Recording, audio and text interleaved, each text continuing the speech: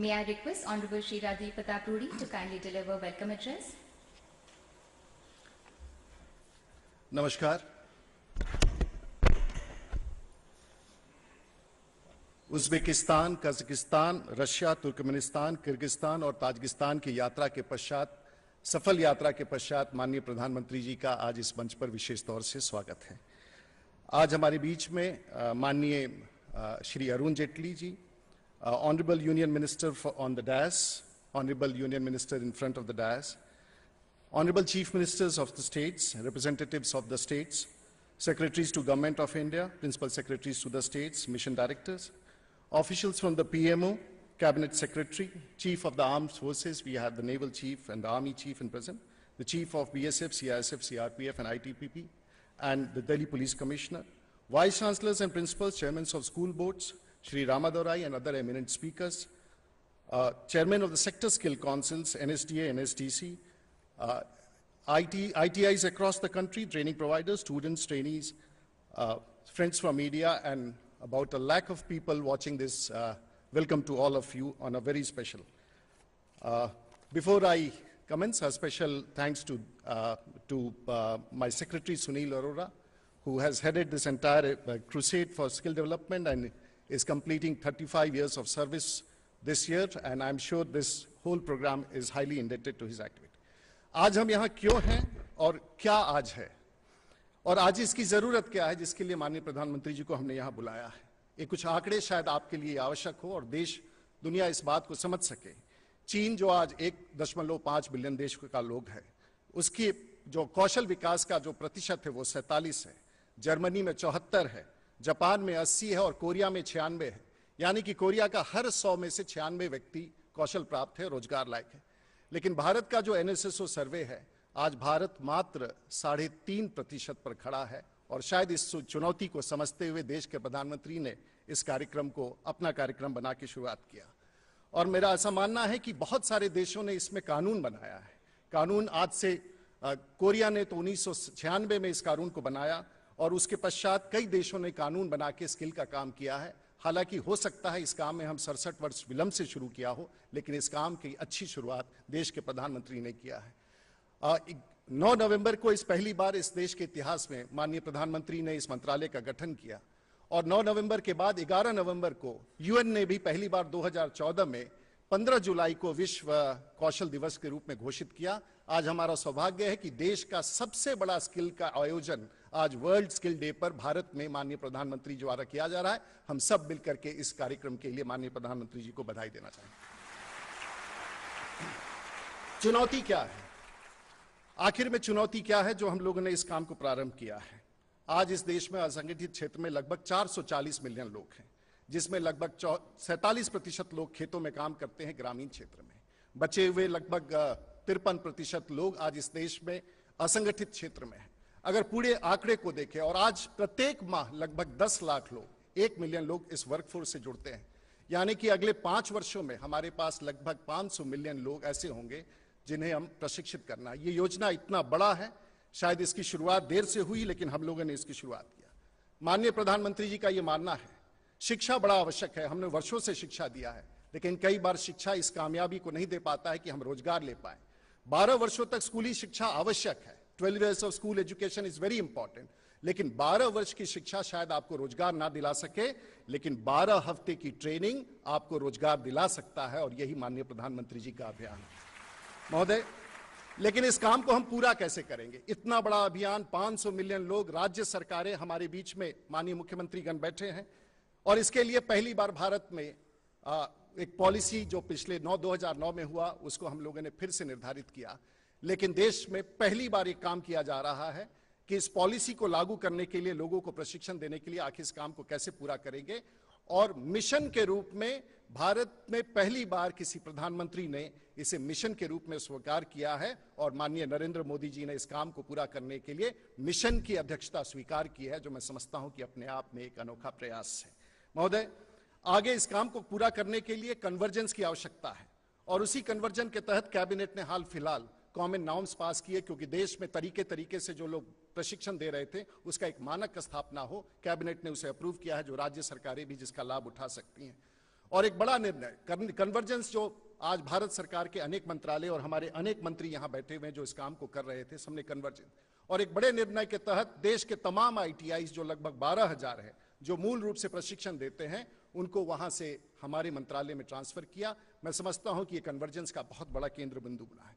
कई मंत्रालय हैं, हमारे इंडस्ट्री पार्टनर्स जो हमारे बीच में बैठे हैं। उदाहरण देना चाहूंगा कि अकेले सरकार इतना बड़ा काम नहीं कर सकती है और इंडस्ट्री को करना आवश्यक है, और इंडस्ट्री के लिए हमारे साथ तमाम इंडस्ट्री के उस काम को पूरा करने के लिए हमारे सेक्टर स्किल काउंसिल्स जिसका नियोजन किया गया, ताकि उद्योग तय करे कि किस प्रकार का व्यक्ति, इंडस्ट्री तय करे कि कितने प्रशिक्षण के बाद हम उसे अपने काम में ला सकते हैं, और इस काम को करने के लिए हम पूरा करें।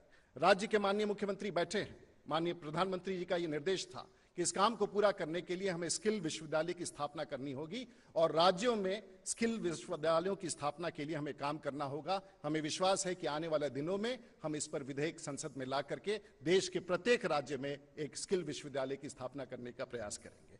महोदय, आखिर में इस काम को पूरा करने का जो हमने रास्ता अपनाया है, स्टेट्स की पार्टनरशिप और उसके बाद हमारे मंच पर बैठे हुए हमारे माननीय मंत्रीगण, इन सभी व्यक्ति जो आज यहां बैठे हैं, ये सभी वो मंत्रालय हैं जिनके साथ हम लोगों ने मिलकर के काम करने का प्रयास किया है। अनंत कुमार जी हमारे बीच में हैं, केमिकल्स एंड फर्टिलाइजर्स में। आज इनके क्षेत्र में लगभग 4.5 बिलियन लोगों की आवश्यकता है, जिसे प्रशिक्षित करके हमें इन्हें देना है, और अकेले फार्मा के क्षेत्र में 3.5 मिलियन लोगों की आवश्यकता है जो हमें यहां देना है।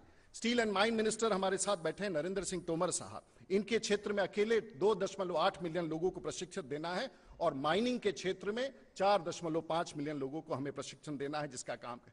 पीयूष गोयल साहब, जिनके पास 3 मंत्रालय हैं, कोल, पावर और रिन्यूएबल एनर्जी। RPL में आज तक इस देश में जो बड़ी संख्या हम कहते हैं रिकॉग्निशन ऑफ प्रायर लर्निंग करना है, और कोयले के क्षेत्र में इन्होंने लक्ष्य जो निर्धारित किया है, लगभग 1,20,000 लोगों को RPL के तहत माइनिंग क्षेत्र में पहचान करनी है। रिन्यूएबल एनर्जी के क्षेत्र में सूर्य मित्र के रूप में 50,000 लोगों को इस क्षेत्र में प्रशिक्षण देना है। हमारे साथ बैठे हैं सोशल जस्टिस एम्पावरमेंट, जिनके साथ भी एक बड़ा समझौता हुआ है, और थावरचंद गहलोत जी के साथ लगभग 30 लाख पर्सन्स विद डिसेबिलिटीज के लिए हमें प्रशिक्षण देना है, जिसमें राज्य सरकारों की भी बड़ी भूमिका हो।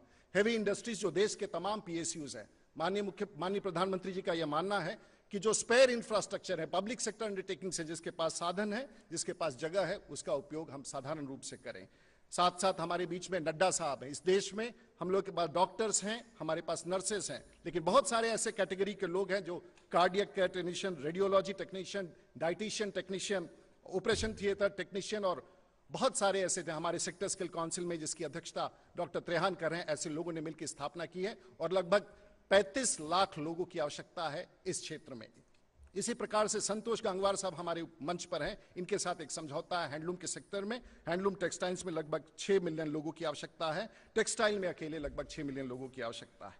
और इन सब काम को हम पूरा कैसे करेंगे, इसलिए 2 महत्वपूर्ण विभाग, एक के बारे में प्रधानमंत्री जी बार बार चर्चा करते हैं। डिफेंस के साथ जो एक बड़ा समझौता हुआ है, भारत के इतिहास में पहली बार हुआ है, और आज भारत में पहली बार 60,000 लोग प्रत्येक जो हमारे जवान हैं रिटायर करते हैं, अंतिम साल उनको उपयोग करना है, क्योंकि इन सब काम को पूरा करने के लिए सबसे बड़ा अभाव है स्किलर्स का। हमारे पास टीचर्स हैं, लेकिन प्रशिक्षण देने के लिए हमारे पास स्किलर्स नहीं है। फौज के साथ ये बड़ा समझौता हमारे तीनों चीफ्स यहां बैठे हैं, सब लोगों ने मिलकर तय किया है कि फौजियों के अंतिम वर्ष के कार्यकाल में उनको प्रशिक्षण दे करके उनको या तो गांव में उद्यमी बने, प्रशिक्षण बने, या स्किल्ड मैन पावर के रूप में उपयोग हो। वो सिर्फ फौजी बन के सिपाही नहीं बने, सिक्योरिटी का काम नहीं, कि एक बड़ा काम हुआ। और डिफेंस ऑफसेट के बारे में जो चर्चा की है, उसके साधन को उपयोग करके इस समझौते के तहत हम डिफेंस सेक्टर में स्किलिंग का काम करेंगे। ये काम यहां पूरा नहीं होगा। हमारे साथ यहां पर रेल मंत्री जी हैं। दुनिया का सबसे बड़ा उपक्रम, उस उपक्रम में यह तय हुआ है कि भारत के 7,000 रेलवे स्टेशन में, और हाल फिलहाल वाराणसी में माननीय प्रधानमंत्री जी ने कहा था कि जितना स्पेयर है, 6,000 स्टेशन ऐसे हैं जिसमें गाड़ियां नहीं रुकती हैं। हर रेलवे स्टेशन के पास बिल्डिंग है, पानी है, बिजली है, लेकिन एक चीज और है, 43,000 किलोमीटर ऑप्टिकल फाइबर नेटवर्क है। गांव-गांव से जाने वाले इस पटरी के बगल में हम वर्चुअल ट्रेनिंग के लिए, इन कंप्यूटर की ट्रेनिंग के लिए रेलवे के साथ अपना समझौता कर रहे हैं।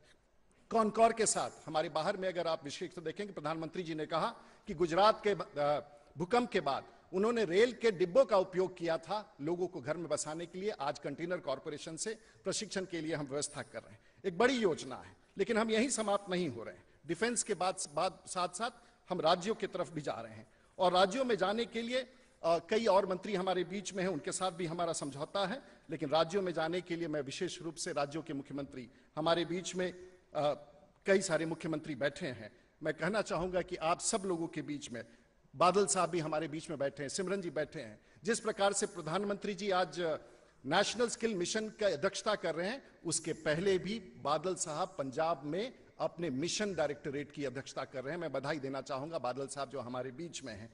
गुजरात की सीएम हमारे बीच में है। माननीय मुख्यमंत्री जी ने हमारे बीच में काम शुरू किया था कौशल विकास केंद्र का। 500 पहले थे, हमारी गुजरात के मुख्यमंत्री आनंदीबेन जी ने उसका विस्तार किया, और जो मॉडल हुआ है वो आज भी पूरे देश में इस काम को पूरा करने के लिए प्रयास किया जा रहा है। इसके साथ साथ पंजाब के हमने, झारखंड के मुख्यमंत्री ने जहां कोयले का खदान है वहां हम जाकर के हम लोगों ने जिस प्रकार से कोल इंडिया के साथ समझौता किया है, जो भी स्पेयर कोल इंडिया में जितना स्पेयर इंफ्रास्ट्रक्चर है उसको उपयोग। महाराष्ट्र के मुख्यमंत्री ने लक्ष्य स्थापित किया है 45 मिलियन लोगों को अगले 5 वर्षों में प्रशिक्षित करने का। राजस्थान के मुख्यमंत्री ने तो एक अनोखा काम किया है।